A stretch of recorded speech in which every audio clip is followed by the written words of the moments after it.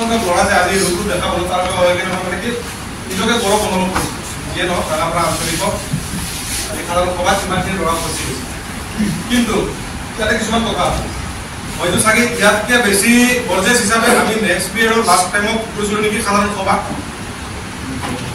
যদিও কৰিছিলোঁ কৰাৰ পিছত আজি কিন্তু সেই সাধাৰণ সভাৰ সভাপতিজন আমাৰ মাজত উপস্থিত নাই। কি কাৰণত মই নাই নাজানো, কিন্তু যিমান প্ৰগ্ৰেম আছিল আজি হয়তো উপস্থিত থাকিব লাগিছিল।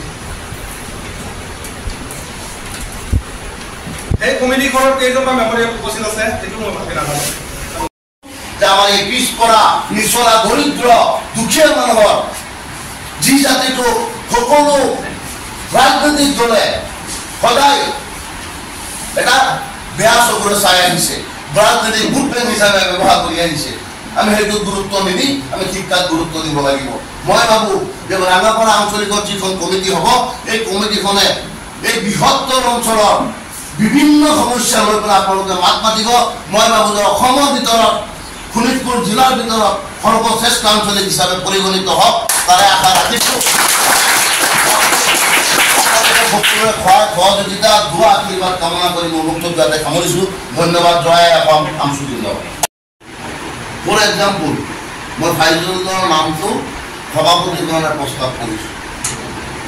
ইয়াত সম্বোধন কৰি ল'ব, কিন্তু সভাপতি সন্মানীয় সভাপতি মহোদয় উপস্থিত। মোৰ নাম গুলজাৰ হুছেইন।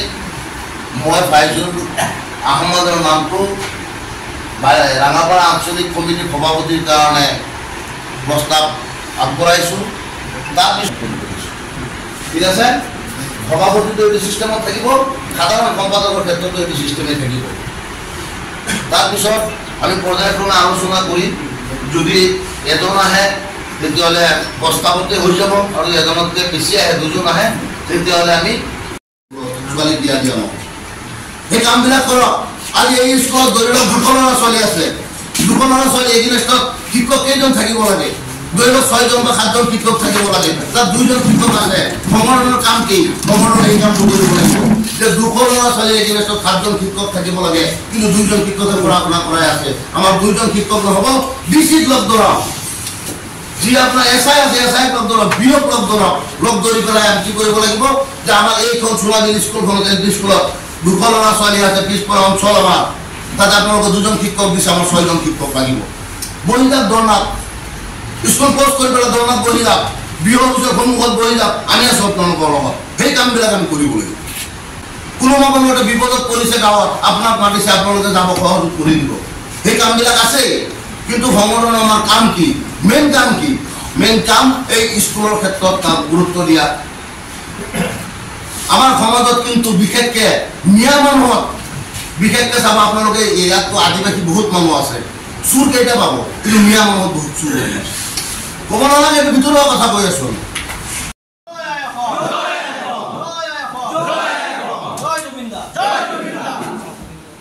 সংখ্যালঘু ছাত্ৰ ইউনিয়ন শোণিতপুৰ জিলা সমিতিৰ অন্তৰ্গত ৰঙাপাৰা আঞ্চলিক সমিতি সাধাৰণ সভা আছিলে, আৰু খুব ধুনীয়াকৈ 31জনীয়া এক শক্তিশালী কমিটি গঠন কৰা হয়। সভাপতি আমি ৰঙাপাৰা আঞ্চলিক সমিতিৰ সভাপতি হিচাপে জুবেৰ আহমেদ, কাৰ্যকৰী সভাপতি হিচাপে আজিজুল শেখ, আৰু সাধাৰণ সম্পাদক হিচাপে আব্দুল ৰহিম শিকদাৰ, ইমৰান খান, 2জন সাধাৰণ সম্পাদক লৈ 31জনীয়া এক শক্তিশালী কমিটি গঠন কৰা হয়।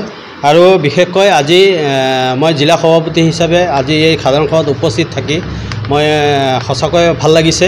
ইমান এক বৃহৎ ৰঙাপাৰা অঞ্চলৰ গোটেইখিনি এৰিয়াৰ ল'ৰাখিনি আহি আজি আমাৰ এই সংগঠনক ভাল পাই আজি সংগঠনক যোগদান কৰিছে।